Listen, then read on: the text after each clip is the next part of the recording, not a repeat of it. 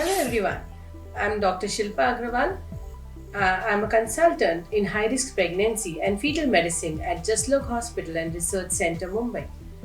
आज हम एक बहुत ही इम्पोर्टेंट टॉपिक पे बात करने वाले हैं और वो है vaccine in pregnancy, that is मतलब है टीके जो हम प्रेगनेंसी में लगाते हैं। हम इस बारे में क्यों बात कर रहे हैं आज? क्योंकि ये जो हम टीके माँ को देते हैं, इससे सिर्फ माँ को ही नहीं फायदा होता है, पर उससे बच्चे पर भी उसका बहुत फायदेमंद असर होता है। तो किस तरह से हम ये टीके प्रेगनेंसी में देते हैं? जब भी हम मदर को टीके देते हैं तो उससे पैसिव एंटीबॉडीज जो कि जो बेबी को प्रोटेक्ट करती है, वो मदर से बेबी में जाते हैं। तो जब आप मदर को वैक्सीनेट करते हो या मदर को टीके देते हो, वो एंटीबॉडीज बेबी में जाते हैं और बेबी को प्रोटेक्शन मिलता है। और साथ ही साथ ब्रेस्ट फीडिंग के बाद समय भी आप जब टीके देते हो तो उससे बेबी को फायदा होता है, क्योंकि ब्रेस्ट मिल्क में भी ये वैक्सीन के एंटीबॉडीज बेबी के पास जाते हैं। और तीसरा किस तरह फायदा होता है, आप इमेजिन करिए, अगर मदर को इन्फेक्शन नहीं हुआ तो मदर से वो बच्चे को भी नहीं होगा। तो मदर को प्रोटेक्ट कर रहे हैं, मतलब हम इनडायरेक्टली बच्चे को प्रोटेक्ट कर रहे हैं।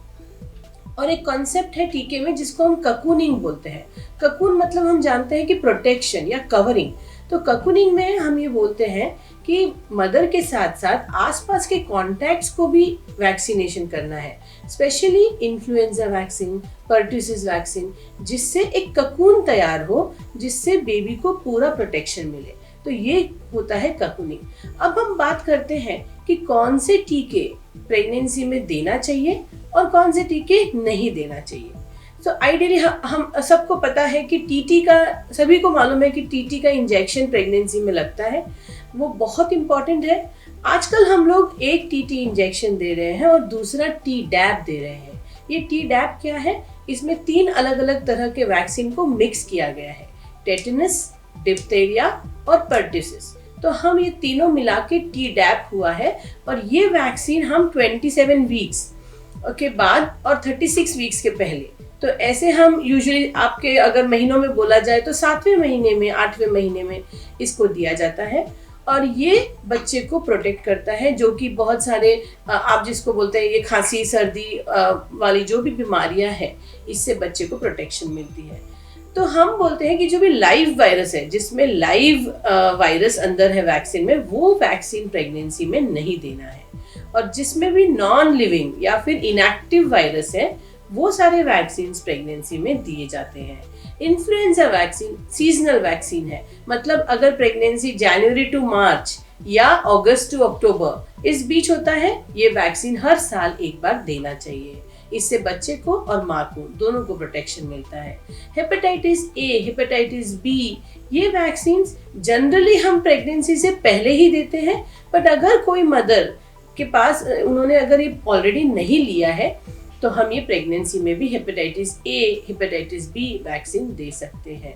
तो अब हम बात करते हैं कि कौन से वैक्सीन प्रेगनेंसी में नहीं चलते हैं। तो मीजल्स, रुबेला, ये MMR वैक्सीन होता है, जो हमको पता है हमारे बच्चों को हम देते हैं। तो ये MMR वैक्सीन प्रेगनेंसी में नहीं दे सकते। रुबेला वैक्सीन प्रेगनेंसी में नहीं दे सकते। तो ये वैक्सीन प्रेगनेंसी से पहले देना है। और याद रखना है कि जब भी ये वैक्सीन देते हैं, 1 महीना उसके बाद प्रेगनेंसी नहीं होनी चाहिए। तो ये सारी बातें हमको बहुत ध्यान रखना है कि कुछ वैक्सीन जो प्रेगनेंसी में इंडिकेटेड नहीं है, वो वैक्सीन हम प्री प्रेगनेंसी यानी प्रेगनेंसी से पहले देना है, जिसमें सबसे इम्पोर्टेंट है रुबेला और MMR और चिकन पॉक्स। हाँ, चिकन पॉक्स के बारे में मुझे आपको एक बहुत इंपॉर्टेंट बात बतानी है। अगर आपको बचपन में चिकन पॉक्स नहीं हुआ है तो आपको प्रेगनेंसी से पहले ही चिकन पॉक्स का वैक्सीन लेना है, चिकन पॉक्स का टीका लेना है और 1 महीना उसके बाद प्रेगनेंसी नहीं होने देना है। तो ये हो गया चिकन पॉक्स के लिए। ड्यूरिंग प्रेगनेंसी चिकन पॉक्स का वैक्सीन ले सकते क्या? नहीं ले सकते, क्योंकि वो लाइव वैक्सीन है। इन्फ्लुएंजा के भी जैसे मैंने बोला 2 तरह के वैक्सीन है, लाइव नहीं ले सकते, इनएक्टिव ले सकते हैं। तो प्लीज अपना वैक्सीनेशन शेड्यूल आपको बराबर से ध्यान रखना है। टीटी, टी डैप तो डेफिनेटली लेना है।